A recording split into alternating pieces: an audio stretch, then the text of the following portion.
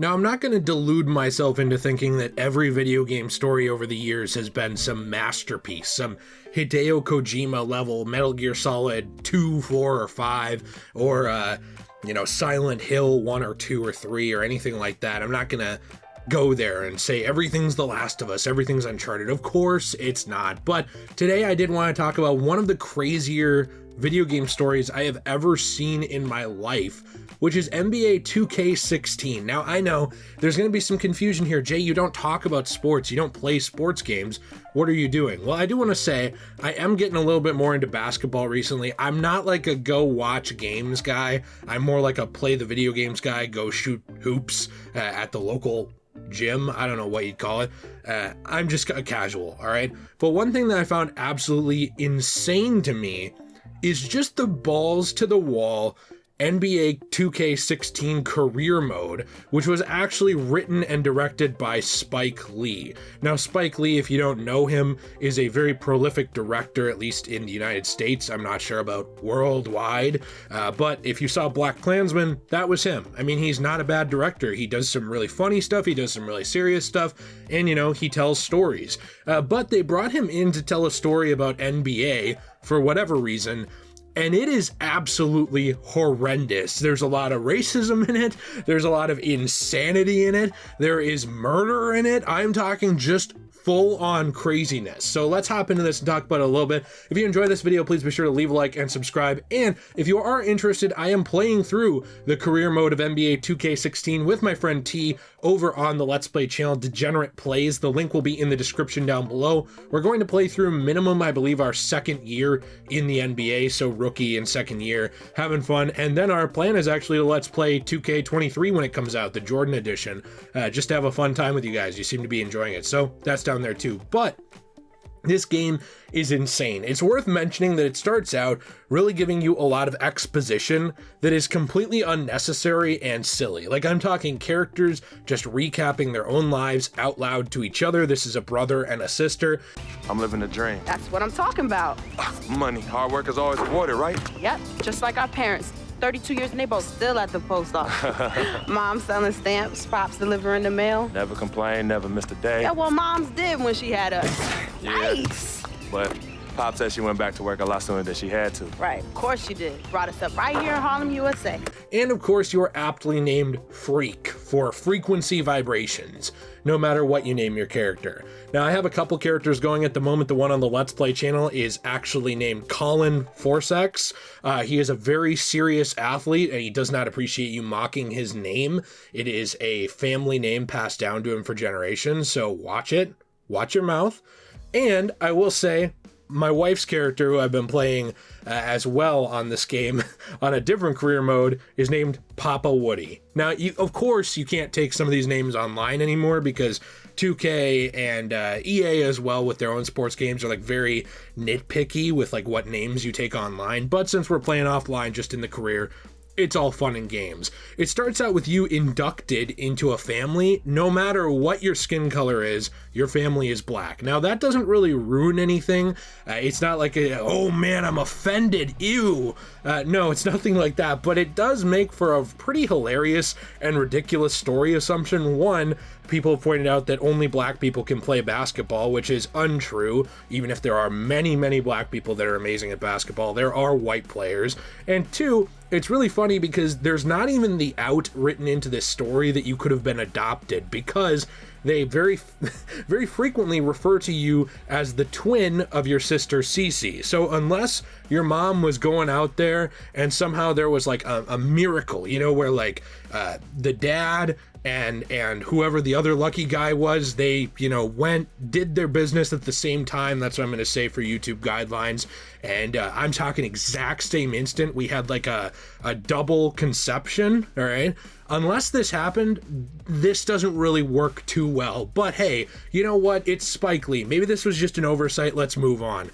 We start to get to know your friend Victor Van Leer, who later on goes absolutely insane in the game. And this is kind of what I wanted to talk about because it's just so funny to me. So as you're kind of playing through the game, there are these different story-heavy cutscenes where you meet and talk to different people, and of course, in true Hideo Kojima fashion, but not in a charming way, Spike Lee has actually inserted himself into this game as a narrator, or as a, no, maybe narrator is not the right word, well, he's a narrator in the opening, but then he's like an interviewer. When you take time out for your own personal life, do you have a personal life? I do. Where at? I think Freak is your personal life.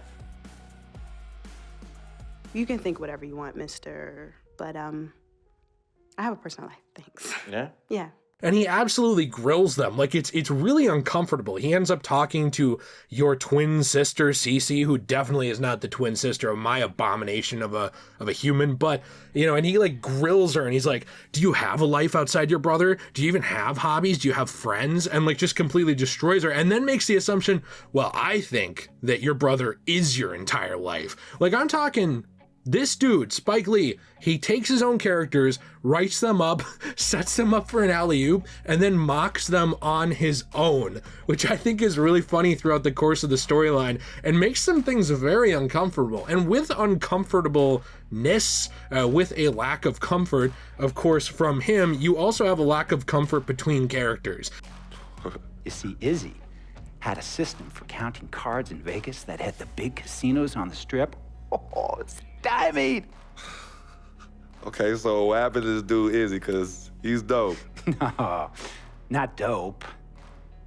Dead.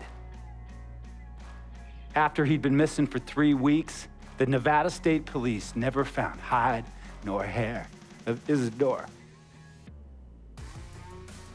And our friendship took a hit when he asked me to hang out with him in Vegas, and I said I wouldn't do it because I knew he was on a dark and twisted path in his life. And yes, he was my dude. But no way was I gonna throw my life away trying to show my loyalty to a guy who really and truly didn't understand what loyalty was all about. Everybody hates each other in some way. It's almost written like a soap opera or a drama. You have Freak, who's kind of being used by everyone around him. It seems like the only reason he's into his girlfriend, Yvette, later on in the storyline is because she's hot. I mean, like, that's at least how she's written, although she doesn't really look hot in the game. By the way, I did look up the actress for her. She's very beautiful, okay? So it's not like that was a problem there. But Freak, I guess he's got unique taste because he's got a unique face himself in terms of the video game world. Then you have your twin sister, Cece, who wants to basically run your entire life and partially run it into the ground. Like, she says that she's your business partner and your manager and she wants to do everything, but she doesn't actually listen to professional managers that you meet, like Dom Pagnotti, who tries to help you and be your agent and kind of get things going. And yeah, he's a bit of a shark, but he's trying to make a ton of money with and off of you and for you. So it's kind of one of those things where it's like, everybody around you is very selfish and very self-absorbed. And another one of those people is Victor Van Leer. Now, I know I mentioned him earlier, but this character is the definition of insanity. So think like Voss from Far Cry 3, but just a guy. You know, he's not quite as insane, but he is a little bit. There is a point in this story where you are basically confronted by your team owner, who starts to talk in what I can only describe as I guess I would say African American vernacular, which is already weird because you are I guess I chose to be a white guy in this game. You can be whoever you want, but it's very odd, and your character kind of points out that sounds sort of racist, like he starts to say it, and then your team owner goes, like, leans in, he's like all handsy-feely, telling you how much he loves you as a person, but he's gonna have you extradited to Italy. Me and Vic grew up in a neighborhood where we had to look over our shoulder every 2 seconds to make sure nobody was going to walk up on us and rob us. True. Izzy and I did not grow up in the hood. But we, like you, thankfully grew up in a 2-parent household. But even that wasn't enough for Izzy. He wasn't satisfied after hour joints and then screamed to the media, "Yeah, it's all good, I'm an FOF, friendo freak. It's all misunderstanding. Y'all be haters, don't hate my game." Look, man, it was a misunderstanding with the guy in the next VIP booth. His honey started flirting with me. Naturally, I started flirting back. Next thing I know, Captain Cornball's off my grill piece beefing. Next thing he know, he got a 2-piece and a biscuit on his left eye. I don't know who hit him. Look, me and Vic go way back like the front seats of a 67 Cadillac. That's good. We go way back. Did you say front seats? Front seats of a 67 Cadillac. We go way back like the front seats of a 67 Cadillac. Well, do you have any crickets? I'm gonna be the hit once again at Herbie Allen's Sun Valley Shindig because my fellow billionaires love it when I walk and talk that talk. So that almost sounds... No, let me tell you exactly what it sounds like. Of course, we don't actually find out what's going on with Vic until later on in the story, where we find out that he's been kind of throwing up Freak's name, the player character's name, in order to get out of trouble with different things like starting fights at bars or at games and trying to hook up with girls and all kinds of other stuff. He's not really portrayed as like some evil bastard. He's just portrayed as very misguided.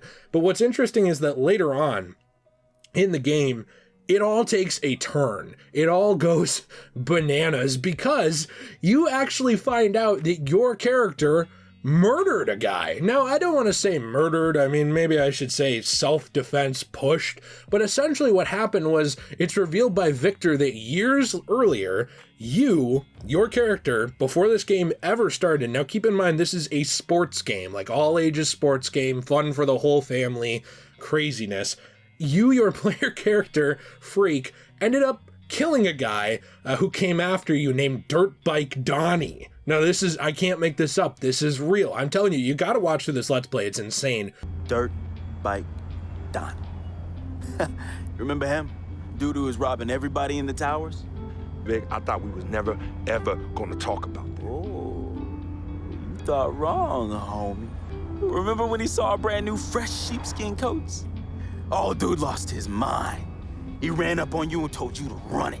Man. Oh, man, he wanted your coat. Yo, nah, Vic. Oh, he wanted it so Vic, bad. no, we were fighting, all right? We were fighting.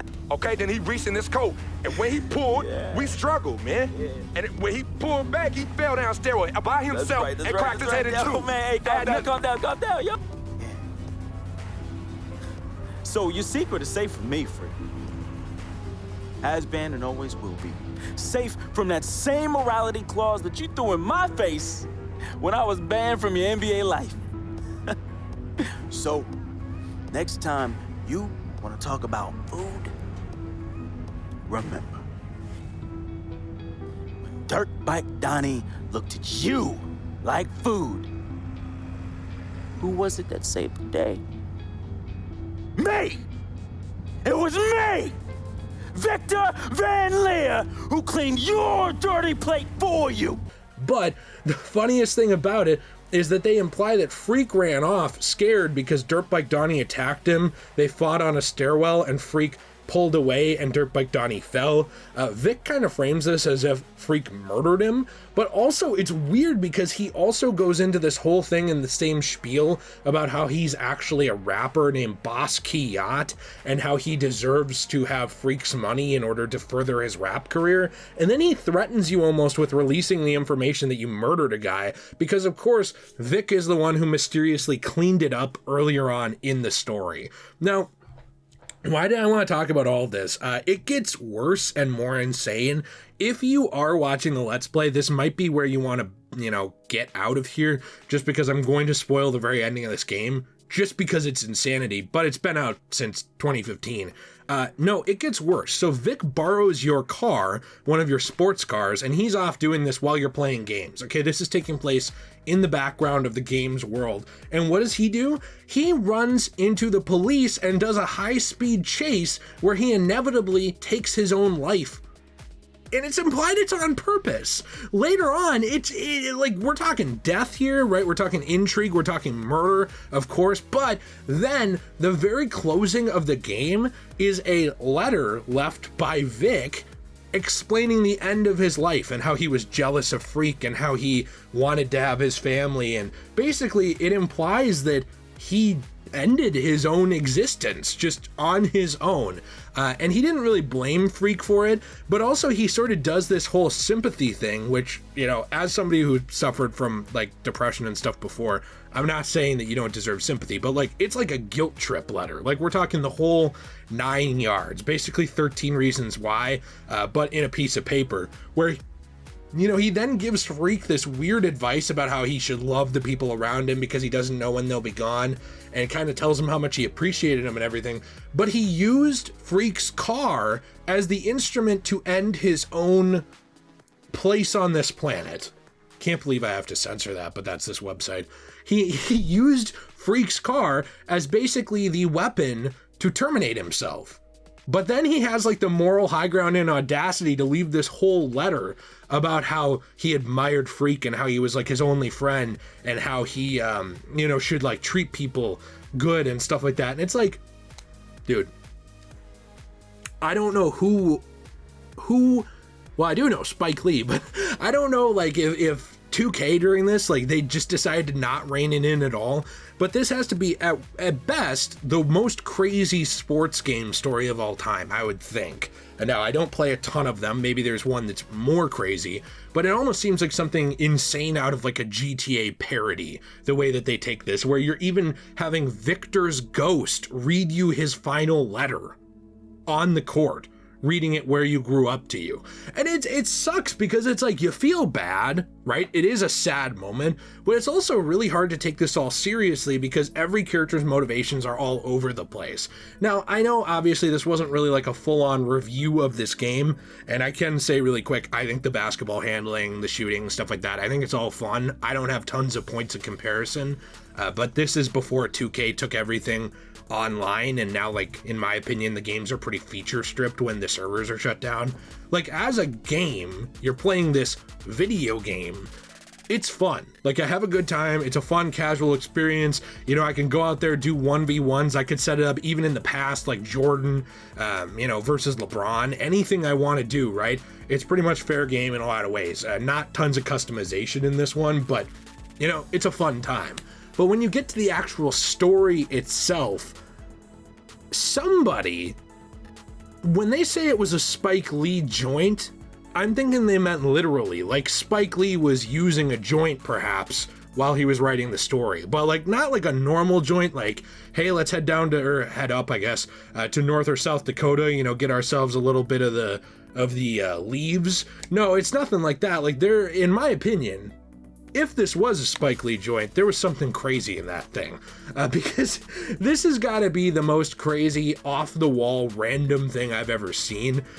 Playing through it again has been just such a treat to enjoy the absurdity, and I can't wait for you to kind of join me on it, because even if you did watch this point, it's been a really fun Let's Play. We're going to be kind of playing some more of it for a while and having fun over there, and I just kind of wanted to share my experience here with that, because I don't think that this game got a lot of mainstream attention from people that were not into NBA or into sports games in general, but it's most definitely worth checking out if you love a crazy thrill ride of just insanity. So let me know what you think in the comments down below. Did you play NBA 2K16? What are your thoughts on it? What are your thoughts on the story? Are you watching through the Let's Play? Are you gonna? Stuff like that. I really love to, and as Doja Cat would say, need to know, because, you know, I want to hear from you.